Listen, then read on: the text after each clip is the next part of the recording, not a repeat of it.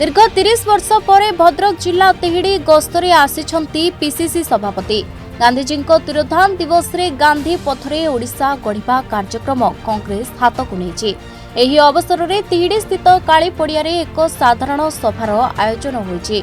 एथिरे पीसीसी सभापति भक्तचरण दास, वासुदेवपुर विधायक अशोक दास, जिला सभापति नलिनी महांती, ब्लॉक सभापति सरोज दास, कांग्रेस नेता अनंत सेठी, अमिय महापात्रଙ୍କ समेत बहु नेता उपस्थित थिले। केंद्र और राज्य सरकार को उपरे सभापति समेत अन्य माने बर्षिछंती। धान किणारे कटनी छटनी, बिजुली जोगाण रे बातर अंतर, महिला जाति आज ओडिशा रे असुरक्षित आदि संपर्क रे मत रखिथिले नेतृवृंद। ଏହି ପରିପ୍ରେକ୍ଷୀରେ ପିରହାଟ ଚାରିବାଟିଆରୁ ତିହିଡି ଦୀର୍ଘ 15 କିଲୋମିଟର ପଥ ଚାଲି ଚାଲି ଆସିଥିଲେ। ଏଥିରେ ରାଜ୍ୟ, ଜିଲ୍ଲା ଓ ବ୍ଲକ ସ୍ତରୀୟ ନେତୃତ୍ୱ ଉପସ୍ଥିତ ଥିଲେ।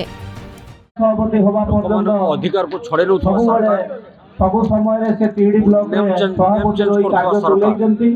आजिकार मीटिंग विशेष अभावी बिक्री आम गहन रे उपस्थित अछंती।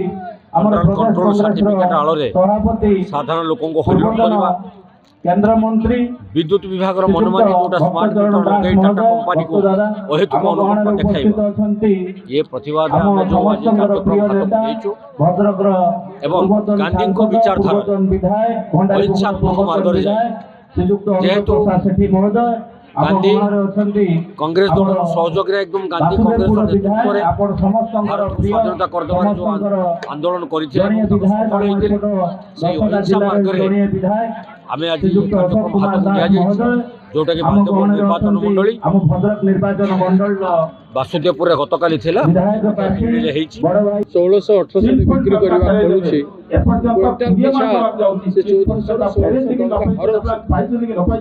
1400 पटे मंडी चालू नहीं, कोनोसी व्यवस्था नहीं। चाषी बहुत दाम दे किणुछि, जीएसटी दउछि। सरकार जहाँ प्रॉमिस करिছে चाषी को सेटा करू ना।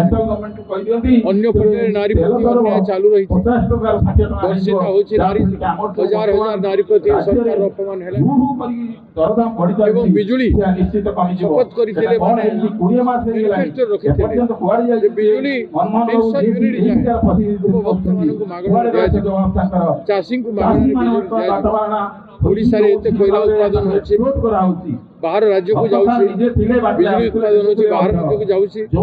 ओडिशा रे बिजुली एवं कोयला नेबा राज्य में खाउटी को उपभोक्ता को से मागणा रे 300 यूनिट बिजुली दउछि एवं चाषी को मागणा रे 30 भाग 40 भाग चाषी को मागणा रे बिजुली।